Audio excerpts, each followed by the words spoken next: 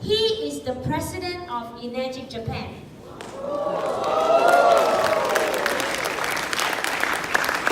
Sharing with him Enagic success secret, can we have Don Professor?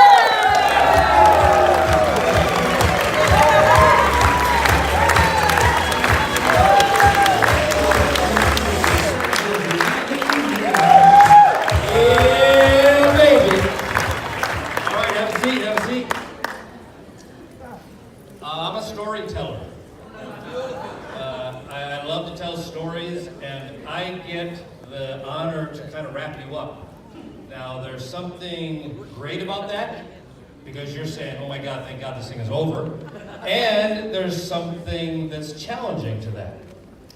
Who's been to a lot of network marketing meetings and rah-rah things and Tony Robbins and motivational speeches? You've been to a lot of them? Yeah. What happens when everybody walks out the door? Well, they're motivated for about a week. For about a week, they're challenged, they're like calling all their friends, they're saying, you gotta walk on fire, you gotta do this, you gotta do that, you gotta do that. About a week later, they say, what did I learn at that event? What did that guy say? And then they go right back to doing what they did, because we're creatures of habit, right? Right? We're creatures of habit. We are, we're humans. But I want to remind you of something maybe you forgot about. Every speaker that you heard today had a troubling time, yes? That's your story. Your story is not a device. Your story is not an ionizer. Your story is your struggle. And if you learn to talk a lot more about your story of struggle and less about your product, you will build a team. Now be careful, I did not say you will make sales. Okay? Because to me, building a team is a lot more important than building sales. And here, I'll show you why. In Japanese, oh, you guys are Chinese too, you guys can probably read this, I forgot. This is the first place that I've ever written this down so somebody can read it. Oh my God, in America, nobody's like, what the heck is that? Ninja. Can you read that? Okay, I don't know how you read it in Chinese. Sandian, is that how you say it? Okay, I got no idea, but in Japanese, this is called shingon. Okay, shingon. Now, there's a couple non-Chinese in the room, like me about 30 years ago when I couldn't read Japanese. This means true, and this means word. So, I'm going to tell you about true words. Okay, I'm a distributor. I'm not, but let's just pretend I am. And I walk up to JV, oh my God, I made a sale to Indica yesterday. JV's like, so what? Right, because what's the subject right there? I made a sale to Indica. Who's the most important person in that sentence? Me, I'm the best thing in the world, right? I have to be. I'm not. What did I do? What's the verb? I made a sale.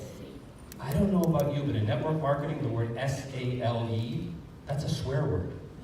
That's not a good word. S-E-L-L, 4 letters. S-A-L-E, 4 letters. F, you know what I mean. Okay? You don't use those words. You don't use the words sale and sell. And then at the end of the sentence is Indica, right? I made a sale to Indica. It's like he doesn't matter, right? Because it's all about me. But now what if I say, if I switch my lingo, now I start talking about true words. I say, JD, yesterday, Indica joined my team.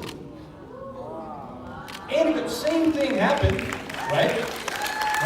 But look at the vibration of what I'm talking about. Because words are vibrational. You know this, right? The lingo that I use, it either attracts Indica to me or it repels him. It's like, I want nothing to do with that guy. But if I say, yesterday, Indica joined my Enagic team, I am so on fire. Remember Waku Waku? Right? Waku Waku, right? So Indica, subject, that's the most important person. He joined my team. Now, I didn't just sell a device to Indica, because then what? Then he's a customer. You're just a customer. See ya.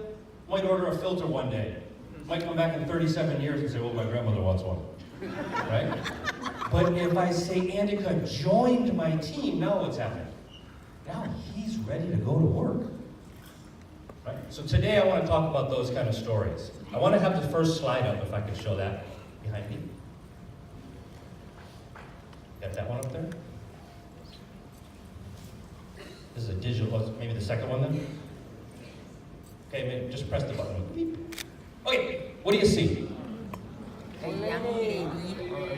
Okay, some people are saying, I see a horse, I see, I don't know. Some people are saying, do you see the young lady in the picture? Okay, that's cool. Raise your hand if you see the old lady. Yes. Okay, that's cool. Here's what happens. When you meet a brand new person, if they see the old lady, but you talk about the young lady, what happens? Nada. Because you're not matching what they need, right? Let's say that Andika loves steak. Do you eat meat? You do today. Okay, let's say Andika loves steak, but I'm a vegetarian. And I say, Andika, I just can't do steak. You and I are never going to get along. To be an Enagic distributor, I have to mimic. I have to be a chameleon. Say, I'm a vegetarian, but I seriously know a great steak restaurant. Do you want to go? Now, when we get there, I want all your broccoli. Okay, you eat the steak, I take all the broccoli. Right? But you have to see what your client sees. And I don't know if some of you say, I can't see the young woman. And I can point her out to you, because the young woman is looking over in that direction. Her nose is there, her jawbone, she's got kind of a necklace going on, maybe some hair up there. And then the old lady, where's she looking? She's looking down. You can see her features are different. That big thing right there, that's her nose. And now the line is her mouth, that's her chin. Now, your brain can't see both of those at the same time. It is physically impossible. You have an optical nerve, goes to the back of your medulla. You can't see both of them at the same time. You can switch. Anybody see any lottery numbers in there? No? That might help me. Okay. So that just tells you, you have to start thinking more about the other person. So you heard Mr. O speak 2 or 3 times over the last day, right? Made a big speech at the beginning, made one during the dinner, and then a couple times after that, right? Who heard him ever use the word hydrogen, or barium, or uranium, or classium, or nernium, or hootium, or whatever it is? Did you ever hear him talk about ORP, and science, and the plate size, and the voltage, and if you drink this water, your dog will turn into a cat? Right? Did anybody hear that? I didn't. Instead, what did I hear about? Changing society, freeing people, making a difference in the world. He is Gandhi. He's not Steve Jobs. Have you figured that out yet? Mr. Oshiro is much more like Gandhi is, much less like Steve Jobs is. But you're treating him like he's Steve Jobs. You are. You're expecting him to be an ionizer manufacturer. He's not. He's a jailbreaker. And here's why. Do you know what a jailbreaker does? Breaks you out of jail. Right? Remember in the old days, those cartoons? Guy would go up to the side of the building, put some dynamite up there, run over here, boom, and it blows up, and then he gets his buddy out of jail. That's what you are. You are not ionizer salespeople. And the more you treat it like you're an ionizer salesperson, the farther away you get from Mr. O's message. His message is way over there, and you're way over here. So how are you going to get close to that? What are you going to do to get close to that message? Well, first and foremost, you got to listen to him. Did you hear a couple of themes when he talked on stage? Go crazy. Compassion, get excited, excite other people. Now, what keeps you awake? What used to keep you awake at night before you joined Enagic? Honest thing, what kept you awake? What worried you? You worked, maybe you couldn't pay the bills. JV said it himself. I'm sure he woke up at 2 or 3 in the morning and said, oh my God, how am I going to support my wife? Oh my God, she's sick. How am I going to get her better? So the things that keep you up at night keep up your friends at night. Would you agree? We're not any different. What keeps up Andika with money or health or his kids or friendships, same stuff that keeps me up at night. But did anybody ever wake up in the middle of the night and say, oh my God, if I just buy a water ionizer, my life will be great. I just need a water ionizer. Did anybody do that? No. So that's not the solution. You gotta listen to how Mr. Oshiro uses those words, true words. He talks about how many healths? 3. Do you have a demo for each health? Or do you have a demo for 1 health? Honestly ask yourself, do you have a demo for 3 healths? Well, I got a Kangen water demo, and it's 8.7 hours long. No. Do you have a demo for your own version of Kangen water? Do you? Do you have a demo of what happened to your financial life? And then last, here's the real reason, do you have a demo for what the 3rd health is? You ever heard a lot of distributors talk about 3 healths? Like, we got a great product, which I agree, Kangen water, been drinking for 13 years, never stopped. This is from the guy that used to drink 2 Mountain Dews a day. You know, let the enemy, right? Stopped all that. Awesome product. The comp plan is amazing. But then we get to that 3rd health and we say, let's just call it, I don't know, peace of mind. Yeah, we'll get to that later. Do you ever demo it? And let me tell you why peace of mind, or what I'm going to call relationship health, is the most important one, because that's what Mr. Oshiro used to recruit me.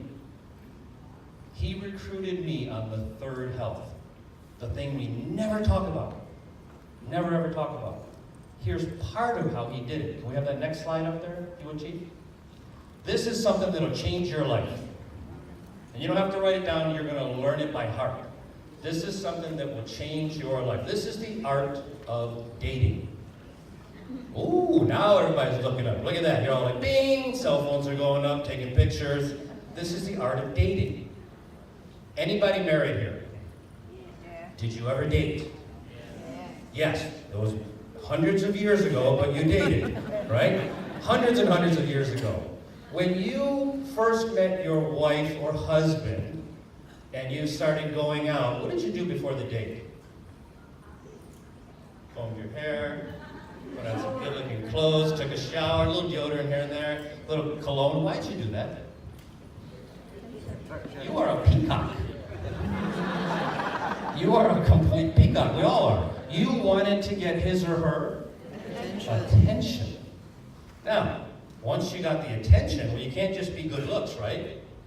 And then when you went on that date, the very, very first date, did you say, hi, my name is Don Prosser, I'm 52 years old, B+ blood, I was born in New York, I love pizza, I'd love to tell you about my family. Did you give them your life story in 10 minutes? No. No, because that would not be interesting. So how did you build interest in your wife or husband? You asked questions, right? Hey, what kind of movies do you like? You ever been to New York? Hey, do you like, broccoli or spinach? You asked questions to get to know that person, yes? Now, I'm going to skip desire, and this is on purpose, and I'm going to jump right to action. Action is, hey, would you like to get married? Right? That's the action. Don't worry about what happens before that. Okay? So, imagine this, and now I'm going to be a bad distributor. And I'm going to use Andy because I love the way he dresses, okay? So, Andy Cook, I have this great product. I think you're going to really, really love it. Demo. It's amazing. Boom, boom. You got any questions? Yeah, I got tons of questions. Boom, boom, boom. Want to buy one? Boom. So I missed desire. I skipped it. Desire is the critical phase of what you call closing the sale. I call opening the relationship, right? That's the critical phase. Now, before we explain it, I'm just going to demo it, right? Do you like demos? Yes. Okay, cool. So I got to take off my jacket for a second. We got to demo this.